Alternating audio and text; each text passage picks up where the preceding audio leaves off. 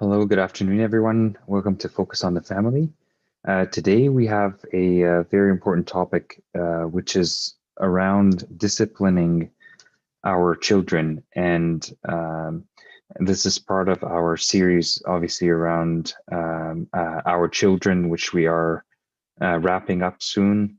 And today the focus is on what is discipline and what do we want to get out of it? How can we grow our children through discipline rather than um, uh, not help them grow or God forbid even deteriorate their growth? So first question we want to ask ourselves is, what is discipline and what is the goal of discipline? So if you look at the definition of discipline, um, you'll see two interesting patterns. So one is, first and foremost, is the discipline comes from the Latin word, a Latin word that really means to teach or to train.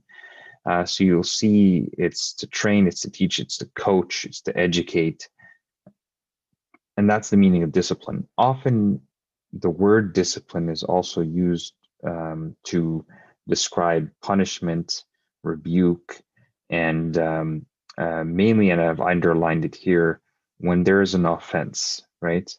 Um, and this is a very key distinction and something that we have to actually realize. Our kids, most of the time, when they do something wrong, it's because they can't manage their their emotions or their behaviors just yet. It's not that they can; they can't actually manage it. So the difference here is when it's when it's used as an offense, or the punishment when used against an offense is, the offense is really wouldn't be an appropriate description when our children don't behave. So this discipline is not about punishment. Discipline is about teaching and training, because at the end of the day, our children are not at the point where they can manage themselves appropriately. It's up to us to help them to develop that muscle, to develop that talent, and that regulation. So the goal, again, is to teach our kids to manage themselves, and also, as they grow, become compassionate and empathetic, rather than through our kind of regular punishment, they become kind of aggressive and not compassionate with others as well. And this learning and development, and we're going to talk about a book right in a moment by Dr. Daniel Siegel, who is a neuroscientist, and he studies the brain. I think a couple of weeks ago we talked about another book that Daniel Siegel wrote, which is The Whole Brain Child. This is the another second book as well that we're going to talk about today, specifically on discipline. And what Daniel Siegel says is that in order for our children to really regulate their emotions and regulate their behaviors, they rely heavily on relationship with their parents. So through our relationship, we can discipline, which means teach our kids how to be compassionate and manage themselves. Our relationship with them is shaped by how we discipline and how we teach them. So it's very, very important to understand how critical that component is when we're disciplining or teaching our children. It is critical because of the relationship is a key part of developing that child. So again, a very, very important aspect to understand. And Daniel Siegel talks about the brain a lot, and the um, the brain of the child is under construction, and that's something we have to understand. It's developing, so they can't regulate. It's not that they want to do certain things in a bad behavior or whatnot. It's because they're their brains are under construction. They're still building their neurological paths on how when I'm angry, what do I do, or and so on and so forth. Where I'm upset, what do I do, and how do I control my actions and whatnot. So it's very, very important to know that. Another very important aspect as well is our child's brains are changing, and ours can change as well. So research has emphasized neuroplasticity, and Dr. Daniel also talks about this, where neuroplasticity has proven that our brains can change even as adults. So, and that comes by practice, by repeating things, right? So neurons that fire together, wire together is the phrase that describes how neuroplasticity happens. It's when we go through an experience, there are certain neurons that fire, and when they fire together, they wire together. It means there's a new wiring now in your brain that has captured that experience, and can reach back into it in future for to kind of make a do behave in a certain way or whatnot. So neurons that fire together, wire together, means that we can change our brains. So what's that mean?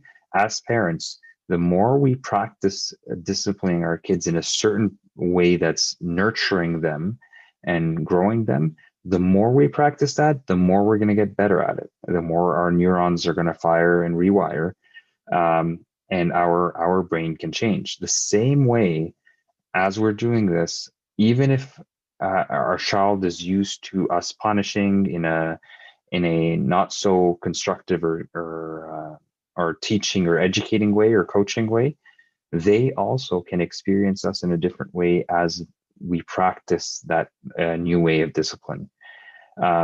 So it's not, don't look at this as where am I today and am I good or bad? Everything can change, and by practice, you can go there. So look at your child's behavior as giving you clues as to what the child needs help with. What do they need to develop more in their behavior? So don't take it as negative, here's what they're not good at, but take it as opportunities as to here's the areas where my child needs to learn more. So in order for our children to learn and get that discipline, Dr. Daniel Siegel talks about two states essentially of the brain where your child is going to be either receptive or reactive. When our kids are not behaving, it's because they cannot control their emotions. They are in a reactive state. So timing of when to discipline our kids is very key. And we have to ask ourselves, is my child in a receptive mode or a reactive mode? Okay, if they're in a reactive mode, chances are they're not going to get the true lesson and the true learning out of the discipline. So we have to be cognizant of that. So again, think of the child's brain as under construction. Your reactive brain is your kind of primitive. In the few sessions back, a few weeks back, we talked about it as downstairs brain. So that's another word for it. So our reactive brain is more kind of developed very quickly. It's more our intuition and so on. The upstairs brain is the more area of the brain where it regulates a lot. So it's the more receptive area. And that does not develop until 25 years old. So our kids, it's just physically can't be in control of their strong emotions all the time. So we have to always be aware of that and aware of when they're receptive or not. And we're going to talk about steps to help them there as well. I'm just explaining a few things here. punishment, back to that, it is not a helpful teaching tool, because most of the time kids understand punishment as I am bad, or the kid is thinking that I am bad, versus what they have done is bad. And these are two different things. Our child needs to focus on what they've done and what they can do in the future, versus the fact that they are themselves bad. And these are two very important distinctions. Our kids' attention at that moment when we punish moves from what is going on with them and inside of them and how can they manage themselves, into why is my parent, or how my parent is treating me. So the focus shifted, and they're not really learning from that experience. So again, punishment is not a helpful tool. Is it sometimes necessary? Maybe, but it's not a helpful teaching tool at all. Um, so what we need to be is, we need to be co-problem solvers. We need to be curious, and solve the problem that our child is going through with them. So we solve together, and that helps the child understand how to manage and how to regulate a lot more. So if we take a moment here and pause for some reflection, um, is asking ourselves a few questions might help us kind of figure out if we need to change something or not. So is the way I'm disciplining working? Or do I find myself repeating so many times, and my children are not really grasping the lessons? Do I feel good about the way I'm disciplining? Because we can have high standards and discipline our kids and teach them high standards, and have them be better at what they're at anything that they're doing, while also it feeling good, having fun together in a way as well. So does it feel good, or does it feel like a struggle, or a kind of a power struggle all the time? And lastly, is it helping my child grow and benefit and benefiting them? Um, do I see them benefiting from the way I'm disciplining? So depending on the answer to these questions, each of us will have certain potentially homework to do with our discipline. So what are some advice then? Some advice for that. So we have 5 steps that the book No Drama Discipline by Dr. Danny Siegel talks about, and those 5 steps include the following. Step 1 is connection, and I'll just go back. These 5 steps is when your child is not behaving. These steps can help structure kind of how you can respond in a no drama, meaning no screaming, no punishment, disciplining way that helps your child nurture and grow their brain and how they control themselves. So step 1 is connection. So what this means is connect with what the child is feeling. Doesn't matter if what they've done is wrong or right. They first need to be understood. And you start that by not necessarily saying anything. It might be kind of leaning into their in front of them so that you're at or below their eye level. You can be hugging them or coming closer to them with compassion in your heart. And because when our kids are at their worst, they need our love the most. That's when they absolutely need to know that they're loved, and that's how we should focus on that connection part. The connection also, when our children are overwhelmed, their hormones and their neurons, everything's the whole system's overwhelmed. And connection in that way that we just described helps bring forward more of the feel good kind of hormones like oxytocin and whatnot. So that helps them kind of relax a little bit and start moving them from a reactive state to a receptive state. So that's what we talked about a little bit earlier in terms of reactive and receptive. The connection is that starting bridge where it starts to bring them to a little bit to the receptive. And step 2 is validation. Don't jump into fixing right away, but acknowledge their feelings with words. So I can see you're frustrated. So for example, if your child hit their sister or brother, um, and they're angry because their brother or sister did something, you can say, "Hey, I can see you're angry. You must be frustrated." And then use the pause. So pause for a few seconds. Let that sink in with them, because that's when they're actually processing that you understand what's going on, and you're validating their feelings that they're going through right now. Again, we're not jumping into fix right now. Use the pauses again. They are very, very key. When you mention something, just pause for a sec, let them sink it in and understand that you understand them. Step 3 is listen. Let them, so as we mentioned in step 2, we said validation. So we said, you must be frustrated. What's going on?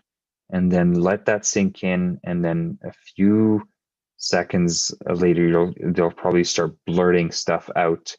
Well, my sister took this from me, or my brother just pulled something and it dropped my toy and it broke it, or something like that.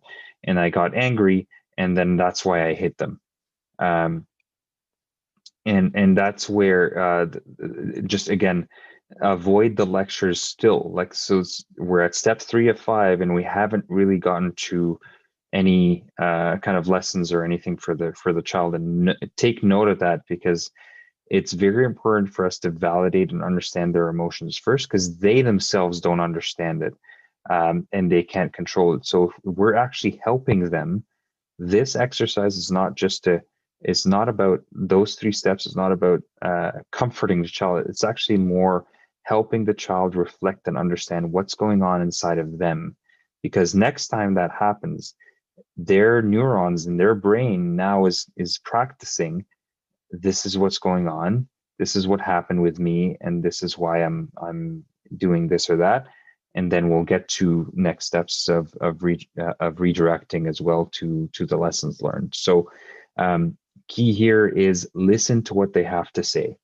And then step 4 is reflect back. So whatever you've heard, reflect back to make sure, or to, and reassure them that you understand them. You understand what's happening. Okay, I get it. So your brother pulled that piece of cloth or rug or whatever, and the toy fell down and it broke. And this was one of your best toys. I totally understand. That's how you're feeling. And then step 5, the last step, is the redirection. Last step is where the lesson actually comes in. And we can go like, I understand, you know that hitting is not right, and we don't hit each other at home, or anywhere for that matter. Hitting is not good. It's hurtful. What can we do next time to make this better? Or what can you do to make it better right now with your brother or sister? And in this, we're not letting go of holding them accountable. We are going to hold them accountable, but we have not ignored in the previous 4 steps the fact that they do not have a command on their emotions and on their what's going on inside of them. So we've acknowledged that, and then we can go into redirection to and problem solve with them. Like, what can we do? Can we do in next time, right? It's us together. And also, what can you do to make it better this time? So the key here to to understand is this is not about perfection. This is not being perfect parents. This is about practice so that we can get to a place where most of the time we're actually nurturing our kids. We all know as parents how hard it is and how tough it is in very